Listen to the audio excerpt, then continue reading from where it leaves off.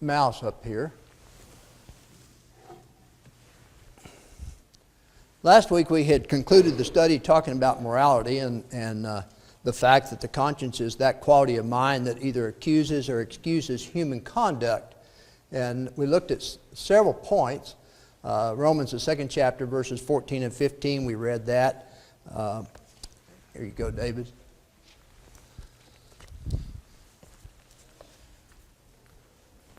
We're on page 10, the second slide.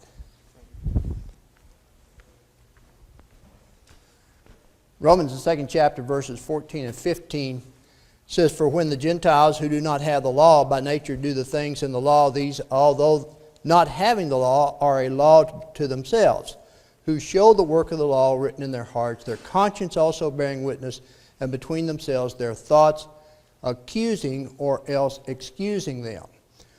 Now, obviously, as Bible believers, we talked about the fact that you and I can explain the origin and the function of conscience, and that's what morality is all about.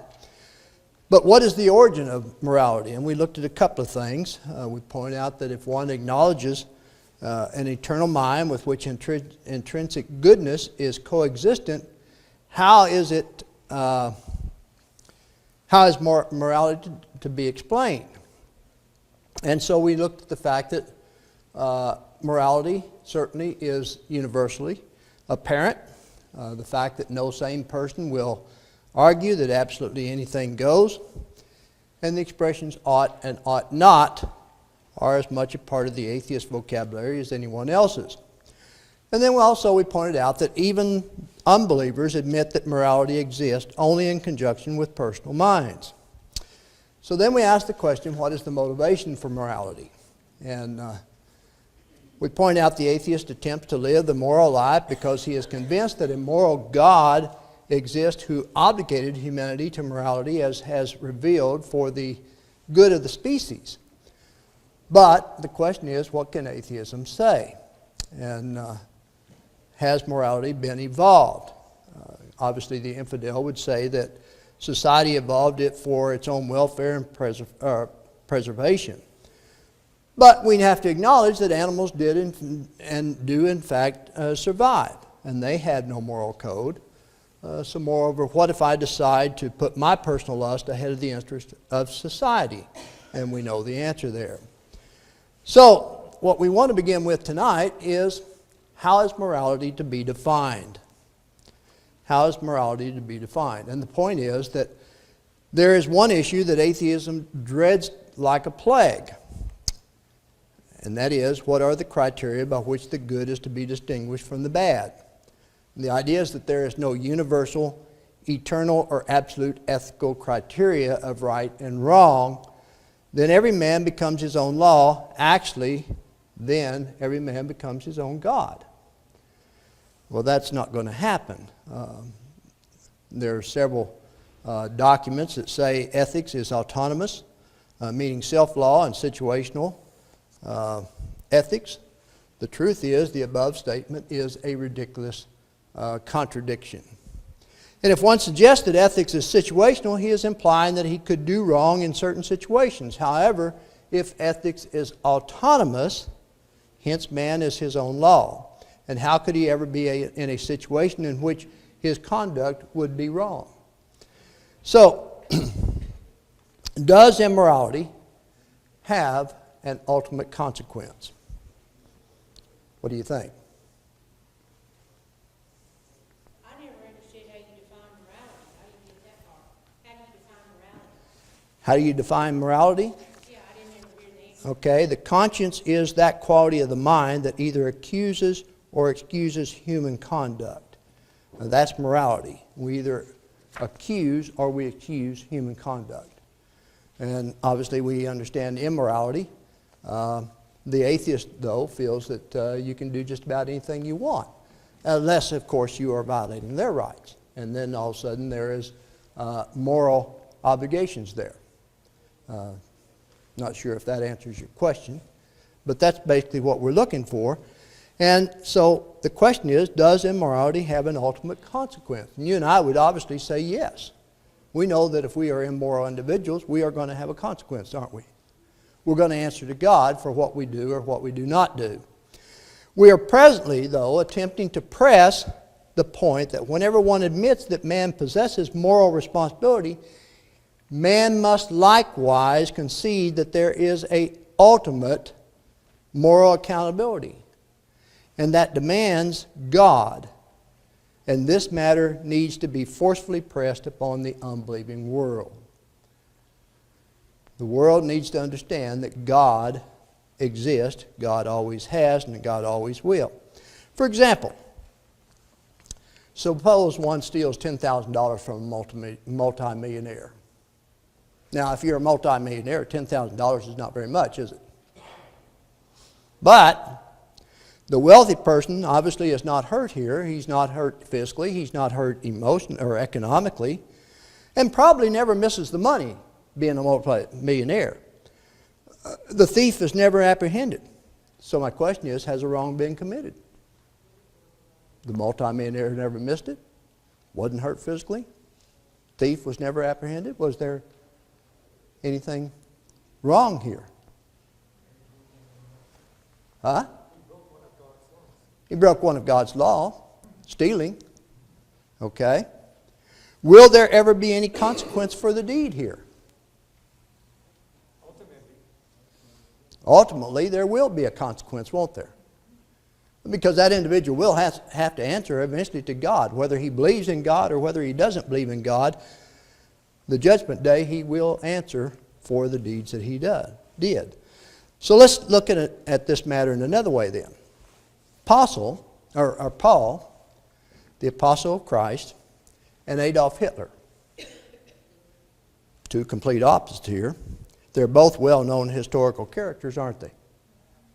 But when you consider the two historical characters here, there's a very sad story here. Both these individuals are dead. And so far as they are now concerned, the question is, does it really matter or make a difference that they live their lives in such divergent directions? Yes, for eternity it would. In eternity it would, wouldn't it? Okay? So it does matter, and certainly Adolf Hitler will answer eventually for the crimes that he committed. And even to this day, there are people who served with Adolf Hitler who are still being tried, aren't they? For the sins that they committed. What were they doing? They were killing innocent people because they felt that these innocent people were an inferior race.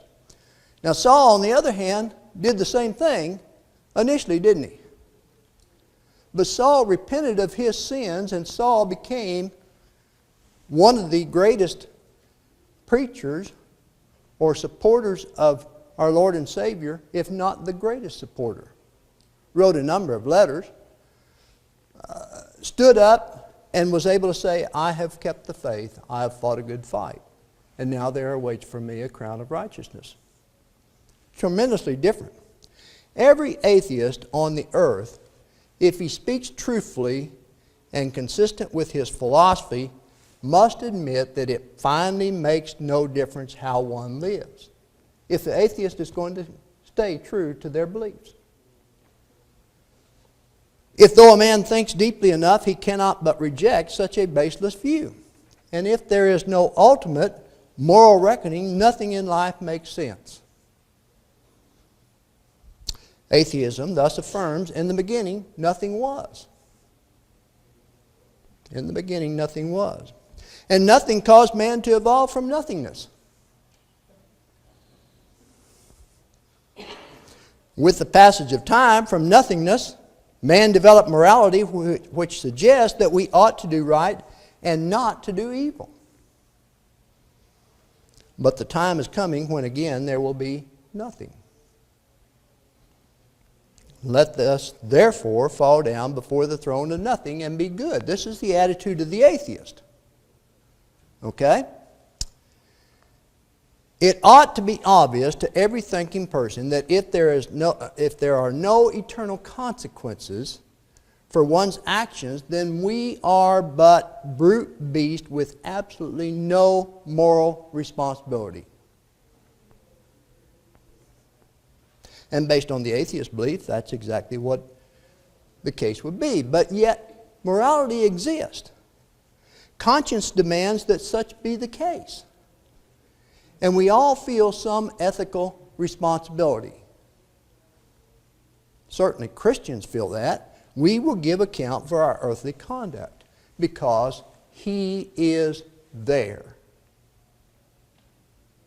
And there's no getting around that, even though the atheist may say that there is. Well, so purposeful designs demands a designer. Previously, then, we logically demonstrated that our universe is not self-explanatory. Being in effect, it requires something unlike itself, namely a pure cause to explain its existence. So what we're going to do now is we're going to add to this concept by showing that the universe bears the marks of design. And if we can do that, then when we're sitting down talking with a non-believer, we will have much better success. A deduction is commonly made that order and useful arrangement in a system suggest intelligence. So the universe then, from the vastness of multiplied solar systems to the microscopic world of molecules, evinces marvelous design and purposeful arrangement.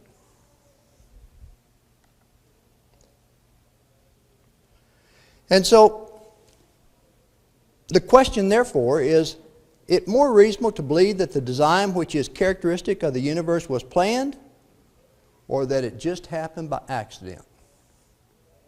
Which is more reasonable? That it was planned? For you and I, it is. Pat gave me a DVD yesterday, and I looked at it. It was talking about Darwin. I found it interesting because Darwin was 22 years old when he started all this Darwinism. It was 25 years later before he wrote his theory on natural evolution. He went to the island of Galapagos and he studied for a month all of the rare animals and birds and insects and everything on these islands because there's creatures there that you find no place else in the world. Turns out there were 11 varieties of finches there. And he concluded his theory based on these finches. Because some varieties had little short beaks. Other varieties had long beaks. And he noticed that there were times that there were droughts. And when the moisture was plentiful and the fruits were there and the seeds, the finches with the short beaks, they were able to get all kinds of food. But then when the drought came, these seeds were not plentiful, and the finches with the long beaks were the ones that survived because they could dig into the dried out clusters that held those seeds deep inside of them, and they were able to get food to survive. So the birds with the short beaks died. And he was talking about this was a natural evolution process. 22 years old, he came up with this, and the world is all excited about Darwinism. Gene, you have a comment?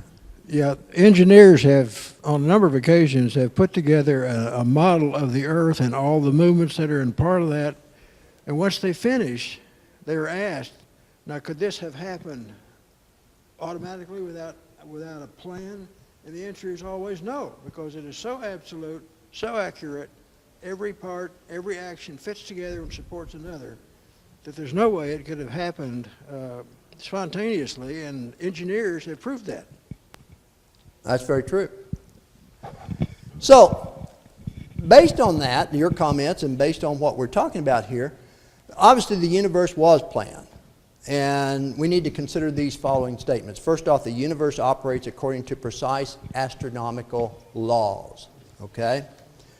This is why rockets can be launched to the moon. I've always been amazed at how people sitting here on Earth can launch a rocket millions of miles away and hit precisely this lunar module that's on Mars right now. It just amazes me. How can we as scientists launch something and it go that far and it drills holes into the soil of Mars and send back accurate pictures and data of what's taking place. And they knew exactly where they were going to land it, on Mars, millions of miles away. The reason being is because the universe operates according to precise astronomical laws. And these rockets, though, are directed to land within feet of their intended target.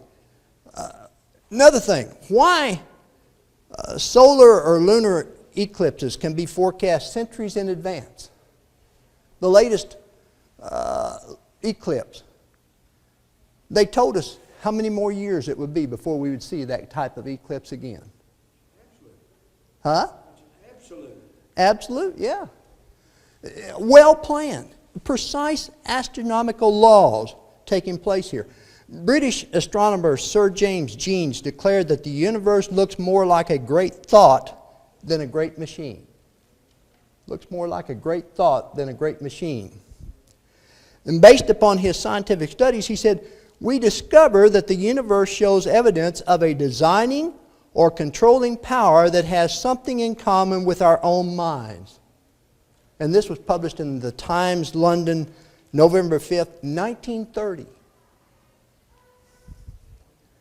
So, the universe obviously operates according to precise astronomical laws then. So, let's look at a case for God.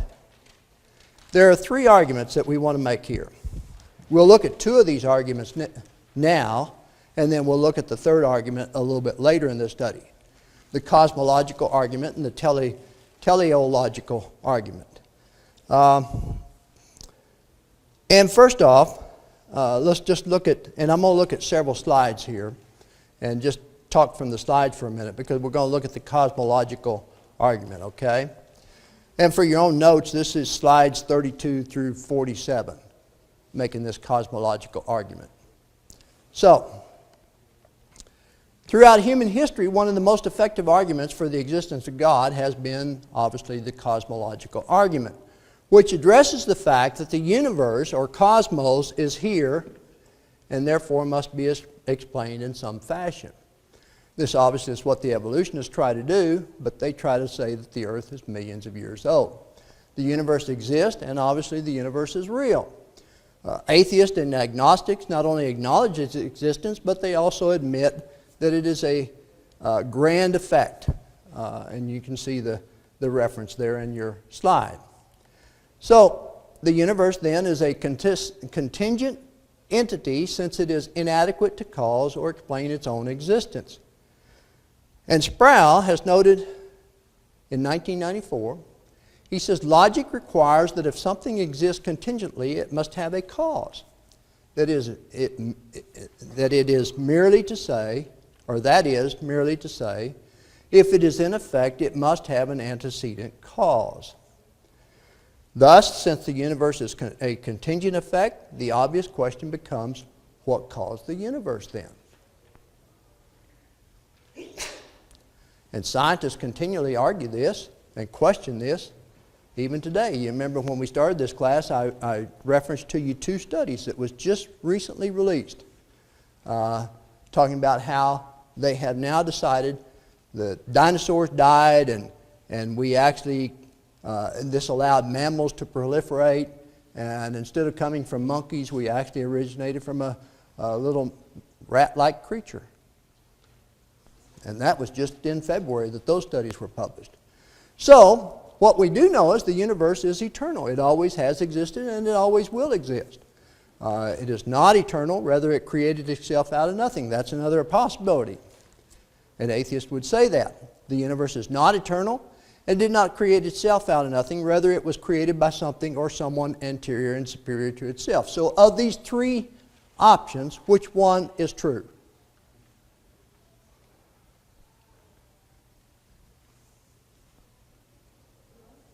Number one, or number two, or number three? Three is true?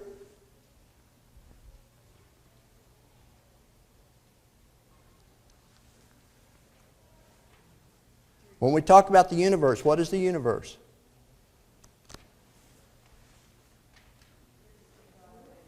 Huh?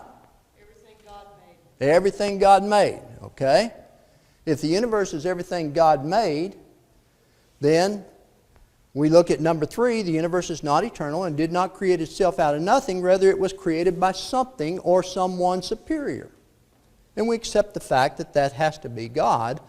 Then the question is, was the universe created by something or someone that existed before it?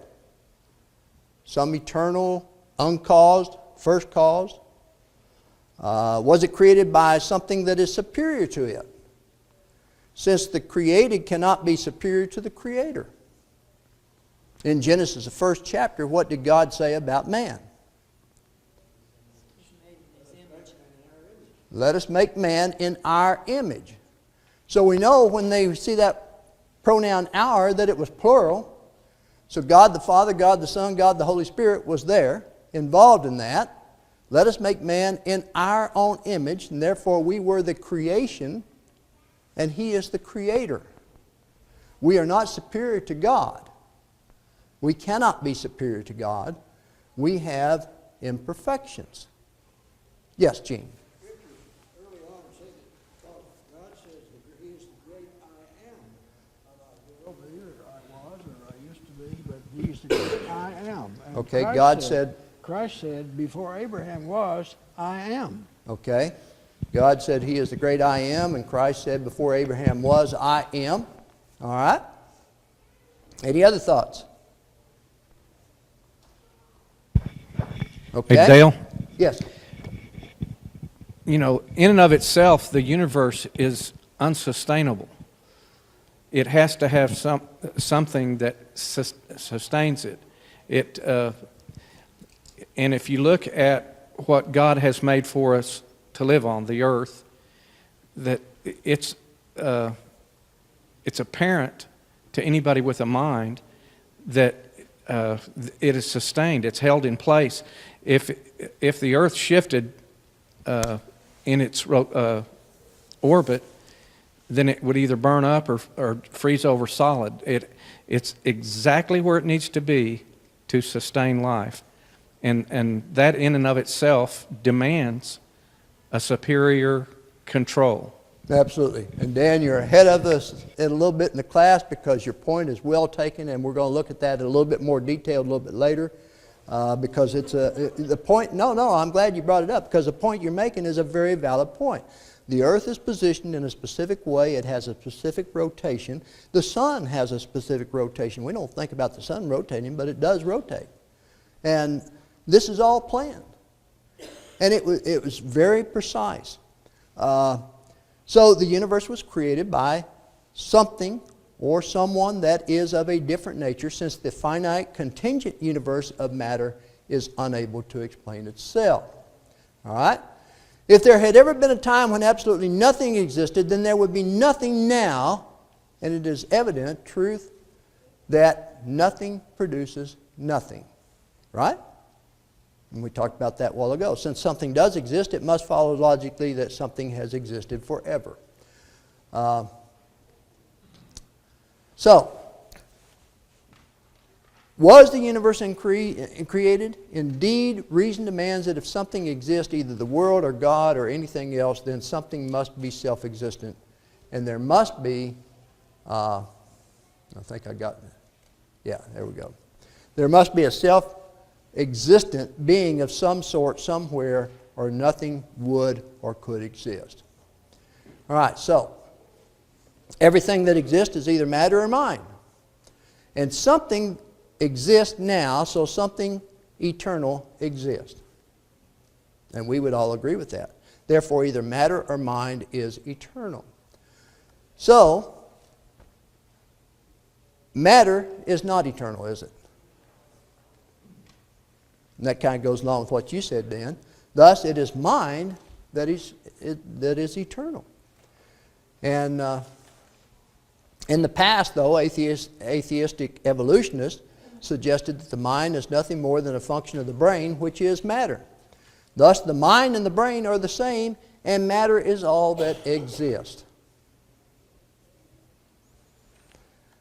So, what do scientists say? What do scientists say? Well, scientists say that the universe is eternal. They say the universe is eternal. The most comfortable position for atheists is that the universe is eternal.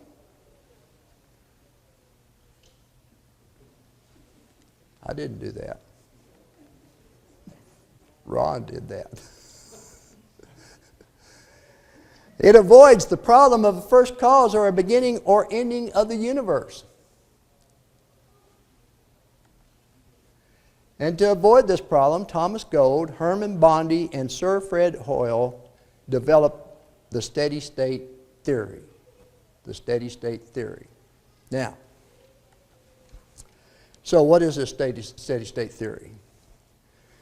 Well, Dr. Hoyle suggested that the best way to try to explain both an expanding and internal universe was to suggest that at points in space called ertrons, hydrogen was coming into existence from nothing. As hydrogen atoms arrived, they had to go somewhere, and as they did, they displaced matter already in existence, causing the universe to expand. You see, science, they just get themselves in trouble because they think they know everything. They know more than God. So we look at the first law of thermodynamics then. And Jastrow noted, but the creation of matter out of nothing would violate a cherished concept in science, the principle of the conservation of matter and energy, which states that matter and energy can be neither created nor destroyed. Matter can be converted into energy and vice versa, but the total amount of all matter and energy in the universe must remain unchanged forever. It is difficult to accept a theory that violates such a firmly established scientific fact. 1977. Okay, that's the first law of thermodynamics. So, look at the second law of thermodynamics. If it is running down, there must have been a time when it was fully wound up. Arthur Eddington, the most distinguished British astronomer of his day, wrote, "If our views are right, somewhere between the beginning of time and the present day, we must place the winding up of the universe. When that occurred, and who or what wound up the universe were questions that bemused theologians, physicists, and astronomers, particularly in the 20s, 30s, and that was published in 1992. Okay? So, most remarkable of all is the fact that in science, as in the Bible, the world begins with an act of creation. And that view has not always been held by scientists. Only as a result of the most recent discoveries can we say with a fair degree of confidence that the world has not existed forever, that it began abruptly without apparent cause in a blinding event that defies scientific explanation. That statement was made in 1977. So again, what do scientists say? Well, first off, the universe created itself out of nothing. And in the past, it would have been practically impossible to find any reputable scientist who would be willing to advocate a self-created universe. George Davis, a prominent physicist of the past generation, explained why when he wrote, "No material thing can create itself." And further, he affirmed that this statement cannot be logically attacked on the basis of any knowledge available to us. And the universe is the created, not the creator, and until very recently it seemed there could be no disagreement about that fact. So the logical conclusion then is the universe is not eternal and did not create itself out of nothing. Rather, it was created by something or someone anterior and superior to itself. And I think we all can certainly understand that. But the other argument, the second argument, and like I say, the third argument, the archaeological, we'll look at a little bit later. But let's look at the teleological argument. And these are slides 48 through 68. Okay? Well, teleology equals purpose or design. All right? This kind of goes along with what you were saying, Dan. If the universe evinces purposeful design, there must have been a designer. And the universe does, in fact, evince a purposeful design. And we'll look at that in more detail as we go on. But the universe must have had a designer, since it does exist that, or exhibit that. And when we look at the design of the universe, we need to understand that we live in a tremendously large universe. We sometimes think only of the earth here, and we can see the stars, and we see the moon, and we certainly have a full appreciation of these things. And unless you enjoy looking through a telescope, you don't really appreciate some of the stars. You don't appreciate the other planets. You know that you don't look directly at the sun because it will blind you if you do that. So we can appreciate what we can see. But it is tremendously much larger than what you realize, because it is estimated to be as much as 20 billion light years in diameter. 20 billion light years in diameter. And this is one of the reasons why evolutionists are confused, because they say 20 billion years, the earth has to be millions of years old, because if it takes that long for light to get here, obviously the earth has to be that old. But if God can create a full-grown man, Adam, if God can create light on the first day, if God can create these things in 6 days, then He can also create light from stars 20 billion light years away that will automatically appear here on the face of the earth.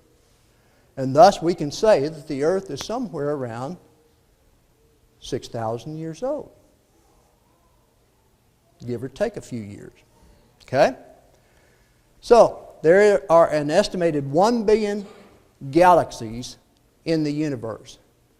This was according to Lawton in 1981. And an estimated 25 septillion stars, most of which we can't even see. We are familiar with the Milky Way, though, because our books tell us that. Maybe some of you have seen it through your telescopes. And the Milky Way galaxy in which we live contains over 100 billion stars, and is so large that even traveling at the speed of light would require 100,000 years to cross its diameter. Dan?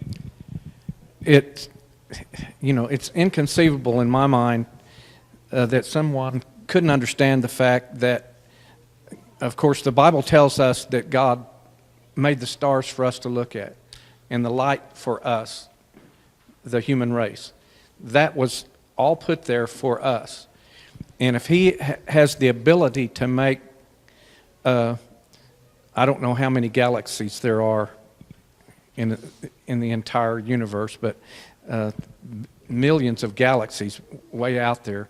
If He can make those, then on the other hand, we would have to wait that many years to be able to see it, and He made it for us to see, then that wouldn't make sense. If He can make all that stuff for us to see, He hung the stars for us, and the lights of the night He put there for us, and then we've got to say, no, we couldn't see them when He made it for us. It doesn't make sense. If He made it for us, then we could see it immediately. Yeah. Gene?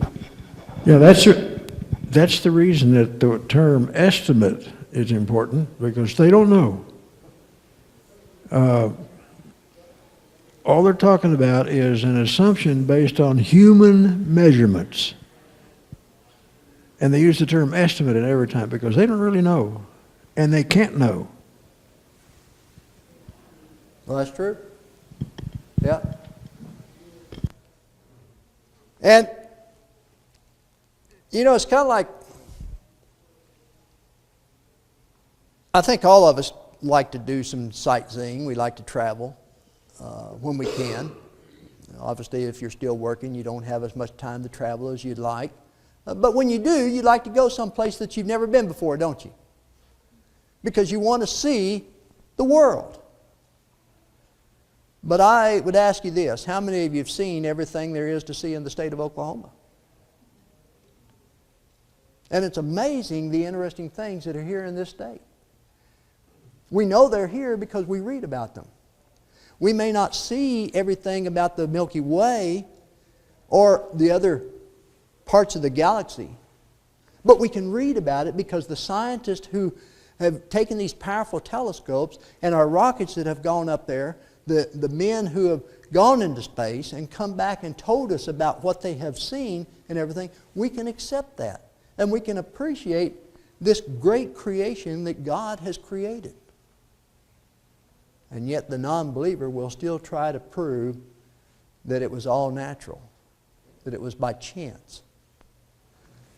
Continuing on with this, when we look at the immense universe here, if we drew a map of the Milky Way galaxy and represented the Earth and Sun as two dots, 1 inch apart, a scale of 1 inch equals 93 million miles. Okay? The distance between the Earth and the Sun, we would need a map at least 4 miles wide to locate the next nearest star, and a map 25,000 miles wide to reach the center of our galaxy. So without a doubt, this is a rather impressive universe then. Comment?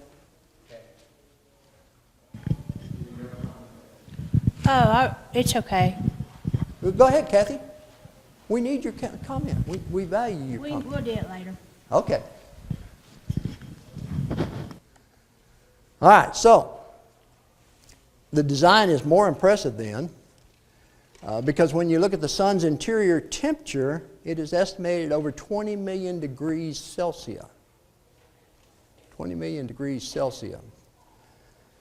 And the Earth, and this is something you mentioned a while ago, Dan, is located at exactly the correct distance from the sun to receive the proper amount of heat and radiation to sustain life as we know it. If the Earth were moved just 10% closer to the sun, which would be about 10 million miles, then it would be way too hot. And radiation would be absorbed. If the Earth were moved just 10% further from the sun, there would be too little heat that would be absorbed, and either scenario would spell doom for life on the Earth then. This is why even though man continues to look and see if there's life at Mars, Venus, other planets, and they're not finding any life because those planets were not designed to sustain life. This planet was. God created the perfect atmosphere, the perfect planet to sustain life. When you look at this, the distance around the sun, 70,000 miles per hour, is how fast the Earth actually goes around the sun. 1,000 miles per hour at the equator. And the sun and solar system is 600,000 miles per hour on its own orbit. So while the Earth orbits around the sun is also orbiting as well. And God has created the perfect universe here. And yet, interesting enough, however, as the Earth moves in its orbit around the sun, it departs from a straight line by only 1/9 of an inch every 18 miles. If it departed by 1/8 of an inch, we would come so close to the sun that we would be incinerated. If it departed by 1/10 of an inch, we would find ourselves so far from the sun that we would all freeze to death, according to the Science Digest in 1981. Any comments? The tip of the axis makes a difference on how everything works. Absolutely. If it wasn't tilted that way, then it would cause devastating effects for the climate on Earth too. Exactly right. Exactly right. And this is why you have different climate in the North Pole versus the South Pole. The equator is always going to be nice and warm. This is why people like to take cruises to the Caribbean during the winter months, because it's always nice and tropical there and all of that. All of this has been designed in such a way that makes it perfect. And yet, science and some of the people today continue to suggest global warming. Well, God's created the perfect universe. And the only way I can describe it is if you've never planted I think the word is correct, terrarium.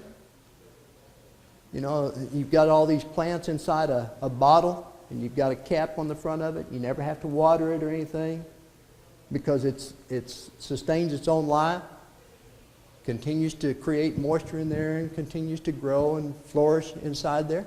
Well, in essence, that's what the earth is. It's like a giant terrarium. We are put in the perfect atmosphere where life will always sustain itself until God decides that it's time to destroy the earth and take up His children and take them home. And when that happens, then there'll be no more earth, even though there are some religions that would suggest that, well, there's no such thing as hell. If you want to consider hell, then what we're living on right now is hell, according to some religions. And there will be a new earth and new heaven created that God will not destroy. He'll destroy the old earth, but the new earth and new heaven will be created, and all those who aren't taken up into His bosom will live here on this new earth and new heaven. Well, that's not what the Scriptures say at all, and that's not what God has created. But we know that when we look at Genesis chapter 1, verse 1, in the beginning God created the heavens and the earth. And the moon is 240,000 miles away. 240,000 miles away. 1/5 closer would mean that tides would reach 35 to 50 feet over most of the Earth's surface if the moon was just 1/5 closer. So again, God has created the moon to be put in a specific place and to serve a specific purpose. So, yes? What I was going to tell you is all that does is reaffirm what God said, because people, you ask them, well, what would it have to do to prove that there's a God? And you ask them, what sign do you really want? It's just what Jesus said. He said, you are looking after a sign, but you're not going to get it. Because it doesn't matter what you say, all those magnificent facts that you put there in front. If we were sitting on a jury and we were trying to look at the evidence that's put in front of you about what had happened or what would be the case, all the weight is on the side of God. But they don't want to believe that. So all we can do is try to show the evidence and point out the facts. But it's the same thing in a court case. You've got people that just sit there and they don't want to look at the evidence. You know, and the Lord was right, and all it does is affirm the truth of His Word.